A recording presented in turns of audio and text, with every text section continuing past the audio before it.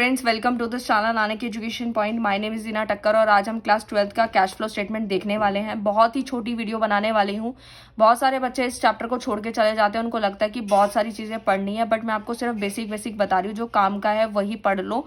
आपका कोई यूटी है या फिर मॉक टेस्ट है, प्री बोर्ड है, वट कुछ भी है, तो आप ये बेसिक समझ लीजिए। एक फॉर्मेट समझाऊंगी इसी वीडियो के अंदर और आपको एक छोटा सा क्वेश्चन कराऊंगी।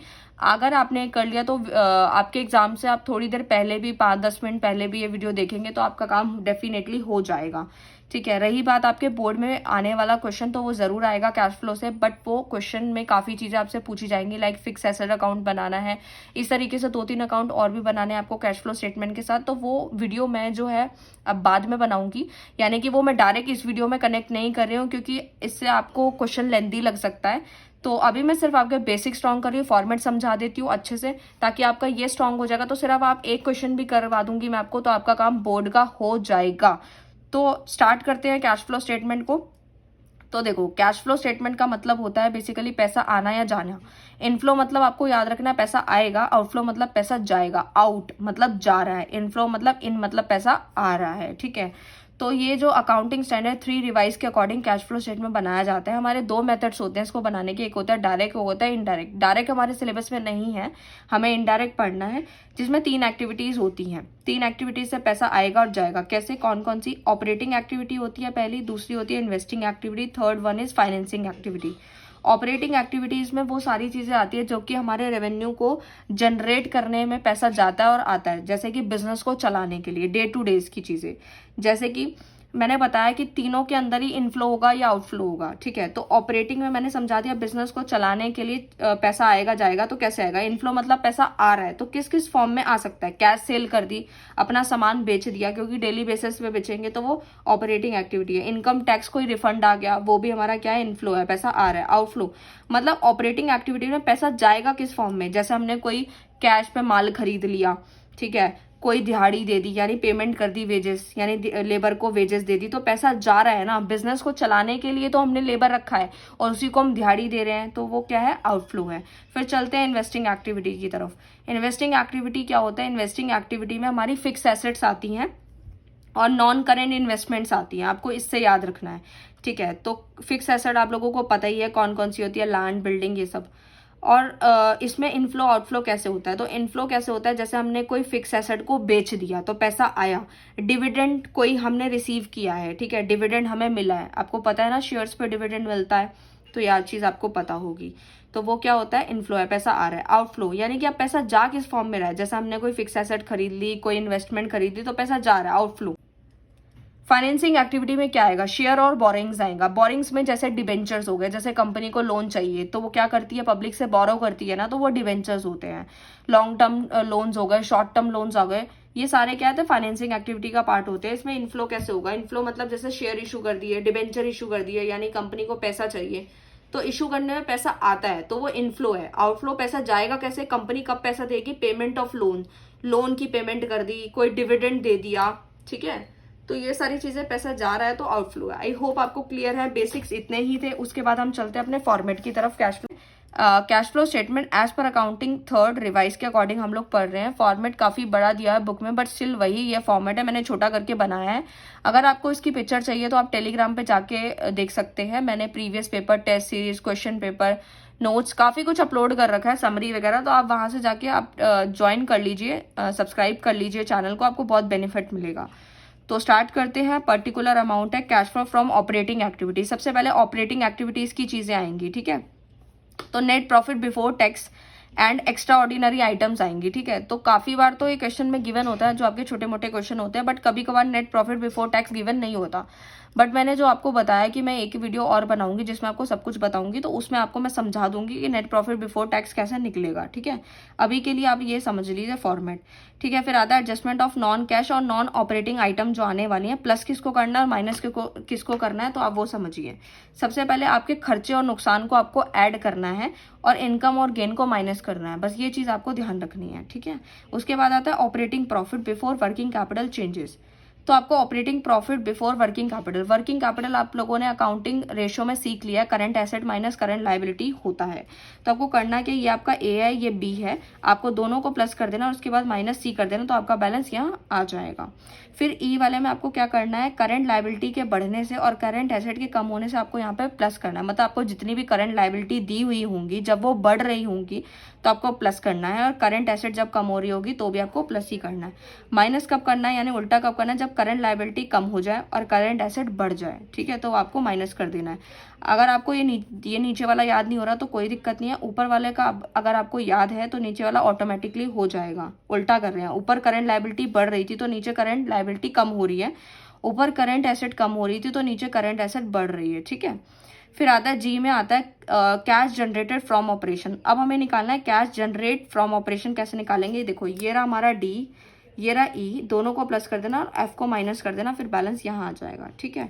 फिर इनकम टैक्स पे, जो इनकम टैक्स हमने पे किया उसको माइनस कर देंगे, पैसा जा रहा है माइनस कर दिया। फिर आता है cash flow before extra ordinary item, यहाँ आ जाएगा। उसके बाद क्या करना है आपको, कैश फ्लो फ्रॉम और यूज्ड इन ऑपरेटिंग एक्टिविटी, ठीक है। अब जो है हम सारी चीज़ें ऑपरेटिंग एक्टिविटीज़ की कर चुके हैं, तो उसके बाद आपको ये चीज़ याद रखनी है कि यूज्ड और यूज्ड, मतलब अगर हमारा बैलेंस यूज्ड मतलब माइनस में आ रहा है तो हम यूज लिखेंगे, और अगर प्लस में आ रहा है तो फ्रॉम लिखेंगे, ठीक है। तो इतनी सी चीज़ आपको याद रखनी है। फिर आता है cash flow from investing activity. Investing activity मैंने आपको अभी समझाया क्या आता है, एसेट्स आती है और नॉन करेंट इन्वेस्टमेंट्स आती हैं। जैसे कि प्लस और माइनस किसको करना है आपको, इस चीज़ को समझने के लिए ये याद रखना है कि जब भी आप परचेज करेंगे, यानी कि कुछ सामान खरीद रहे हैं, एसेट खरीद रहे हो, नॉन करेंट इन्वेस्टमेंट है, तो आप माइनस करेंगे। और अगर आप कुछ सेल कर रहे हो, आपके पास पैसा आ रहा है तो प्लस करोगे, पैसा जा रहा है तो माइनस, पैसा आ रहा है तो प्लस, ठीक है, याद रखना है। उसके बाद आता है कैश फ्लो फ्रॉम और यूज इन इन्वेस्टिंग एक्टिव। फिर से सेम वही चीज़ है, माइनस में आएगा तो यूज लिखेंगे, प्लस में आया तो फ्रॉम लिखेंगे, ठीक है। फिर आता है थर्ड में cash flow from financing activity. Financing activity में आपको अभी बताया शेयर आते हैं और हमारे लोन्स आते हैं। तो अगर हमने कोई शेयर इशू किया है या फिर कोई long term short term loans हैं, तो इशू करने पे पैसा आता है तो प्लस करेंगे, पेमेंट करेंगे किसी डिविडेंड का या फिर किसी भी चीज का पेमेंट कर रहे हैं, पेड कर रहे हैं तो माइनस, पैसा जा रहा है तो माइनस करेंगे। इन दोनों चीजों में आपको बस यही याद रखना है, पैसा आएगा तो प्लस, जाएगा तो माइनस। फिर आता है कैश फ्लो फ्रॉम यूज्ड और यूज फाइनेंसिंग एक्टिविटी, ठीक है, तो ये भी आप समझ गए, यहाँ बैलेंस आ जाएगा इनका। फिर नेट इंक्रीज और decrease cash and cash equivalent. Cash आपको पता ही है क्या होता है, कैश इक्विवेलेंट भी आपको पता है, जो कैश के बराबर होते हैं, जैसे कि चेक्स हो गए, डिमांड ड्राफ्ट हो गए, वो सब, ठीक है। तो ये सारी चीजें यहाँ आ जाएंगी। आपको फर्स्ट सेकंड थर्ड को प्लस करके यहाँ बैलेंस लिखना है। फिर आपका ओपनिंग बैलेंस दिया होगा यानी बिगिनिंग वाला, उसको आपको प्लस करना है, और क्लोजिंग वाले को यहाँ पे बैलेंस डाल के यहाँ पे लिख देना है माइनस करके। आई होप आपको ये जो फॉर्मेट है वो बहुत अच्छे से क्लियर हो गया होगा, ठीक है। नेक्स्ट हम क्वेश्चन की तरफ मूव ऑन करते हैं, जल्दी से क्वेश्चन समझते हैं कि क्वेश्चन में क्या है। तो देखो ये हमारा क्वेश्चन है, from the following information prepare cash flow statement for the year ended 31 March 2020। Particular amount दिया हुआ है, ओपनिंग कैश बैलेंस दिया हुआ है, क्लोजिंग का बैलेंस दिया हुआ है, ट्रेड रिसीवेबल डिक्रीज हो रहा है, ट्रेड पेबल्स इंक्रीज हो रहा है, और फिक्स एसेट हमारी सेल हो रही है, रिडेम्पशन ऑफ डिवेंचर गिवन है, नेट प्रॉफिट बिफोर टैक्स देखो इस क्वेश्चन के अंदर गिवन है। तो सिंपल क्वेश्चन है ये, तो जल्दी से देखते हैं फटाफट से क्वेश्चन। तो देखो ये हमारा सोल्यूशन है, ठीक है। मैंने पहले से इसलिए लिख दिया है क्योंकि टाइम को थोड़ा बचाना है मुझे, वीडियो ज़्यादा लंबा हो जाएगा ऐसे अगर, बट अगर आप चाहते हैं एक एक चीज़ मैं करके दिखाऊं तो आप कमेंट कर सकते हैं, मैं बना दूंगी video. Cash flow statement for the year ended 31 मार्च 2020 ऐसे आपको लिखना होता है, ये पर्टिकुलर अमाउंट, ठीक है। सबसे पहले cash flow from operating activity लेते हैं, net profit before the year before tax और एक्स्ट्रा ऑर्डिनरी आइटम हमें गिवन था, कितना गिवन था 20,000 हमने डाल दिया। अभी क्वेश्चन को आप लिखना चाहते हो तो पीछे लिख लीजिएगा, स्क्रीनशॉट ले लीजिएगा। प्लस किसको करना है मैंने आपको बताया ही था, प्लस आपको करना है जब आपकी करंट लायबिलिटी बढ़ती है। तो ट्रेड पेबल्स बढ़ रहे थे तो 7,000 यहाँ आ गया, ट्रेड रिसीवेबल हमारी करंट एसेट होती है वो कम हो रही है तो 5,000 यहाँ आ गया, ठीक है। इन दोनों को फिर आपको क्या करना होता है, ऐड करके, मतलब जो भी दोनों चीज़ें, अगर आपको कोई 3-4 चीज़ें और भी दी है तो आप यहाँ पे ऐड करके यहाँ लाइन डाल देंगे ताकि ये टोटल हो गया, पता चल जाएगा 12,000 आ गया। 7 + 5 12,000 हो जाएगा, मतलब 7,000 + 5,000 12,000 हो जाएगा। उसके बाद क्या करना है, cash flow from operating activity कैसे लेंगे, 20,000 में अगर 12,000 प्लस कर देंगे तो इन दोनों का टोटल कितना आ गया, 32,000 आ गया। फिर बी वाले में क्या लिखना है, cash flow from investing activity. Investing activity में आपको अभी बताया क्या आएगा, जैसे हमारी सिर्फ एक ही एंट्री दी हुई थी, फिक्स एसेट सेल हो रही है, कितने में हो रही है, 20,000 में हो रही है, तो हमने यहाँ पे लिख दिया। पहले जो भी बैलेंस होता है आप लाइन के इधर लिखते हैं, फिर एक लाइन खींचते हैं, फिर जो भी उसका टोटल होता है तो वो लिखते हैं। अगर कोई भी सिर्फ एक ही डिजिट, मतलब आपको एक ही दिया हुआ है, जैसे यहाँ पे एक ही है 20,000, तो वो डायरेक्ट यहाँ 20,000 यहाँ आ जाएगा। Cash flow from financing activity कैसे निकालेंगे, तो उसमें आपके वही रिडेम्पशन ऑफ डिबेंचर। देखो रिडेम्पशन ऑफ डिबेंचर का मतलब होता है कि डिबेंचर रिडीम हो रहे हैं, यानी डिबेंचर होल्डर को पैसा दिया जा रहा है। तो पैसा दिया जा रहा है तो 50,000 माइनस में था, तो हम लोग माइनस तो ऐसे दिखाते नहीं, ब्रैकेट में दिखाते, तो 50,000 यहाँ लिख के लाइन खींच के फिर से 50,000 यहाँ आ जाएगा।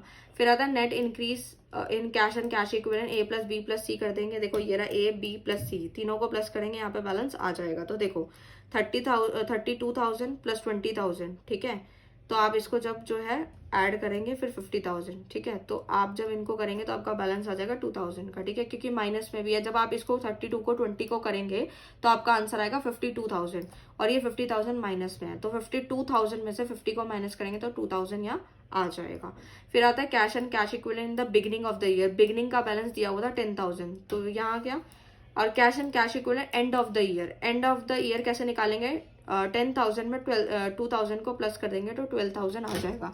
अगर आप चाहते हैं कि आपने आंसर को भी चेक करना चाहते हैं कि आपने ठीक किया या नहीं किया, तो आप देख सकते हैं आपका जो क्लोजिंग बैलेंस होता है ना, जैसे क्लोजिंग बैलेंस यहाँ दिया हुआ 12,000, अगर आपका यही क्लोजिंग बैलेंस एंड में 12,000 आ रहा है, दैट मीन्स आपका आंसर बिल्कुल करेक्ट है, आपने बिल्कुल सही सॉल्व किया है, ठीक है। तो आप यहाँ से भी अपने आंसर को चेक कर सकते हैं। आई होप आपको क्लियर होगा। मैंने बेसिक्स कराए हैं आप लोगों को और काफ़ी चीज़ें बता दी हैं, और बस सिर्फ एक क्वेश्चन और कराना है जो आपके बोर्ड्स में आएगा, जिसमें आपको मैं निकालना सिखाऊंगी नेट प्रॉफिट बिफोर टैक्स, और एक दो अकाउंट्स हैं वो बनाना सिखाऊंगी, मतलब पूरा फुल फ्लेश क्वेश्चन कराऊंगी। लेकिन आप प्लीज़ वीडियो को लाइक शेयर कमेंट कर दीजिएगा, तो मैं उसके ऊपर भी वीडियो बना दूंगी बहुत कम टाइम के अंदर अंदर। Thank you so much.